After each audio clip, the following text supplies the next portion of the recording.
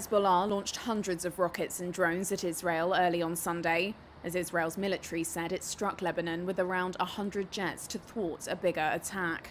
The exchange is one of the biggest clashes in more than 10 months of border warfare.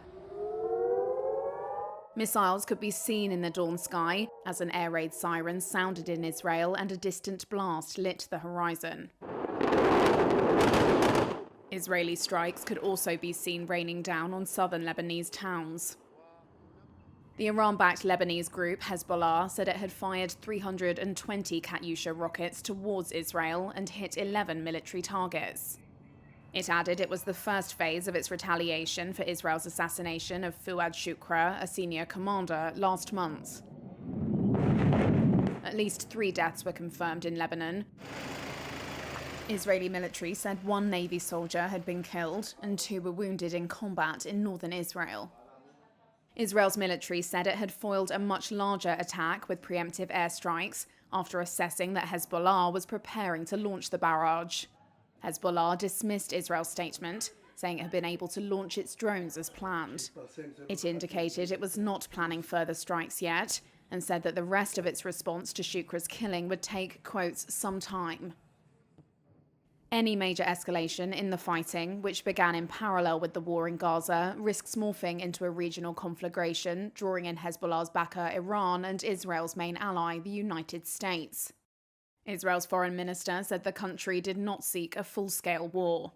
Israeli Prime Minister Benjamin Netanyahu spoke in a statement on Sunday. We are determined to do everything possible to protect our country, to return the residents of the North safely to their homes, and to continue to uphold a simple rule: whoever harms us, we harm him. Sunday's strikes came as negotiators were again meeting in Cairo in a last-ditch effort to conclude a halt to the fighting in Gaza.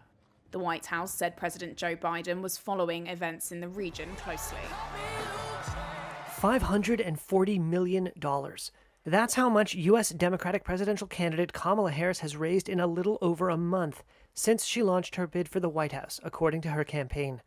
A memo released by Harris campaign manager Jen O'Malley Dillon said that the top-line figure included an $82 million surge that came in last week during the Democratic National Convention.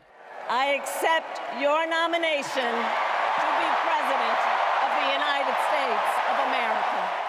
Vice President Harris became a candidate for president on July 21st when President Joe Biden stepped aside. I revere this office, but I love my country more. And now we have somebody that, in theory, should be easier to beat, in theory. Republican presidential nominee Donald Trump has struggled to regain media attention and momentum since the Democratic Party swapped candidates. Alan Lichtman is a professor of history at American University. He seemed much more comfortable campaigning against Biden, and he really hasn't been able to find an effective line of attack against Harris. He's tried a lot of things, mispronouncing her name, developing nicknames. I call her Laughing Kamala. Claiming she's not really black, but none of it's worked. It's just made Trump look kind of desperate and reaching. I'm a better looking person than Kamala. Right now, Trump needs a reset button, I would say, more than Harris. Harris and her running mate, Minnesota Governor Tim Walz, take their campaign for the White House on a bus tour through Georgia next week, looking to build support in a state looming large in the November 5th election. Polls show a close race between Harris and Trump, with Georgia among 7 states likely to determine the outcome. Founder and CEO of the Telegram messaging app, Pavel Durov, was reportedly arrested in France on Saturday. French media citing unnamed sources say he was arrested at Bourget Airport outside Paris. Durov was reportedly traveling aboard his private jet. According to TV news network TF1, he was targeted by an arrest warrant in France as part of a preliminary police investigation. News outlets TF1 and BFM both said the investigation was focused on the lack of moderators on Telegram. Police apparently said that allowed criminal activity to go on undeterred on the messaging app. Reuters did not get a response for comment from Telegram, nor the French Interior Ministry and police. Russian-born Durov founded Telegram with his brother in 2013. With close to 1 billion users, Telegram is influential in Russia, Ukraine, and the republics of the former Soviet Union. Its increasing popularity, however, has prompted scrutiny from several countries in Europe, including France, on security and data breach concerns. And since Russia's invasion of Ukraine in 2022, Telegram has become the main source of unfiltered and sometimes graphic and misleading content from both sides about the war. Durov, who Forbes estimates has a fortune worth $15.5 billion, said some governments have sought to pressure him, but the app should remain a neutral platform and not a player in geopolitics. Russia began blocking Telegram in 2018 after the app refused to comply with a court order to grant state security services access to its users' encrypted messages. Telegram, which allows users to evade official scrutiny, has also become one of the few places where Russians can access independent news about the war, after the Kremlin increased curbs on independent media. Villagers in Bangladesh waded through deep water on Sunday to get to safer ground, as severe flooding triggered by relentless monsoon rains continue to inundate parts of the country. Officials say dozens of people have died and more than 5.2 million have been affected. Farmer Abdul Halim is one of them. He and his family fled their mud house days ago when a 10-foot-high wave plowed through their village. On Sunday, Halim returned alone to see what he could salvage. The water receded for a while, but it is increasing again. It is now becoming a major headache. Where will we get food? Where will we stay? It is a big problem. He says he ate some rice 2 days ago and has barely eaten since. Many of the displaced have no food, clean water, medicine, or dry clothes. Halim says there's been little relief, especially for those in more remote villages. Authorities say as of Sunday, more than 400,000 people from 11 flood-hit districts have taken refuge in around 3,500 shelters. They say medical teams and the military are assisting in rescue operations, but blocked roads have hampered their efforts. The Bangladesh Meteorological Department has warned that flood conditions could persist if the monsoon rains continue, as water levels are receding very slowly. North Korean leader Kim Jong-un oversaw a test of homegrown so-called suicide drones over the weekend.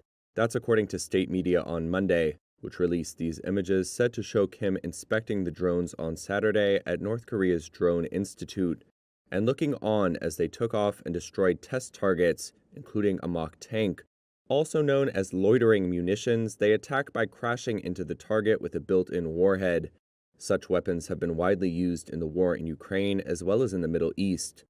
The report said Kim urged researchers to develop artificial intelligence for the unmanned vehicles and called to ramp up production of suicide drones, including those that can be used underwater, as well as reconnaissance and multi-purpose attack drones. South Korea's Joint Chiefs of Staff said on Monday they were monitoring North Korea's military activities and were prepared for any provocations. When asked about visual similarities between some of the drones in the images from Kim's Saturday visit and those used and produced by Russia, a spokesperson said more analysis was necessary. A suspect in German custody after a stabbing rampage in the city of Solingen arrived at the federal prosecutor's office in the city of Karlsruhe on Sunday.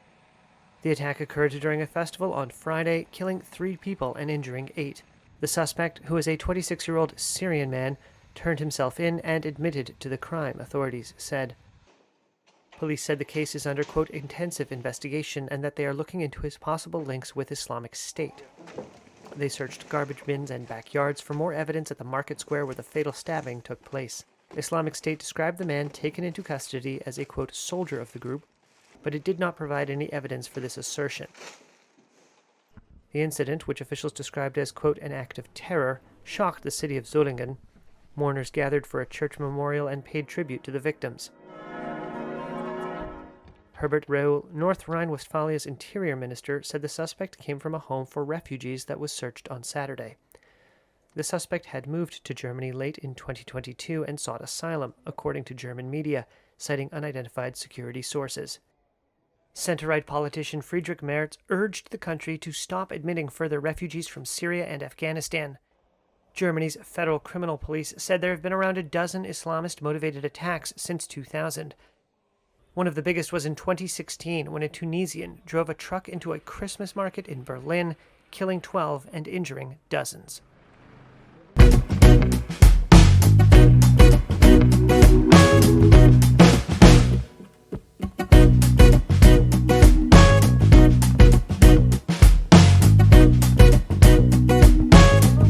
Reality TV couples can actually make it in the real world? Despite the drama, scandals, and cameras, these 8 couples broke the reality TV curse and are still going strong. Let's see how they did it. First up is Jamie and Doug Henner, who met on Married at First Sight. Despite a rocky start and the odds stacked against them, Jamie and Doug pushed through, got married, and even had 2 children. They've been open about their struggles, but their commitment to not giving up has kept them together. Then we have Candy Burris and Todd Tucker from The Real Housewives of Atlanta. This couple's love story started on set, where Todd was a producer. Mixing work and love usually spells disaster, but not for these two. Married for over a decade, Candy and Todd have built a solid family, raising their kids together and proving that love can outlast reality TV drama. On Survivor, Whitney Duncan met Keith Tollefson under the harshest conditions. Despite facing personal tragedy before filming, Whitney found love on the island. After returning home, Keith proposed, and they later tied the knot. They're still happily married and frequently share their love story on social media.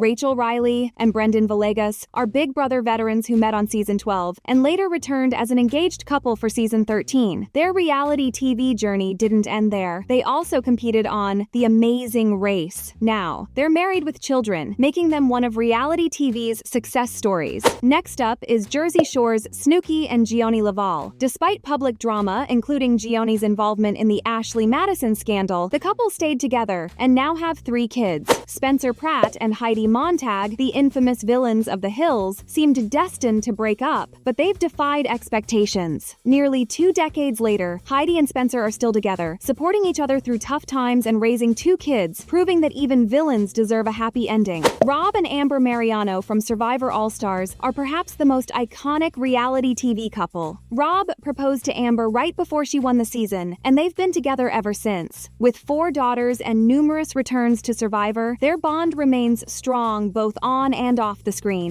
Finally, we have the original Bachelorette couple, Trista and Ryan Sutter. They were the first to prove that love can last after the final rose. Married for years and parents to 2 kids, Trista and Ryan remain fan favorites and are still going strong, making them a true reality TV success story. These couples didn't just survive reality TV, they thrived in real life. From tropical islands to big city drama, love found a way. Turns out, when it comes to reality TV, some couples are just meant to last.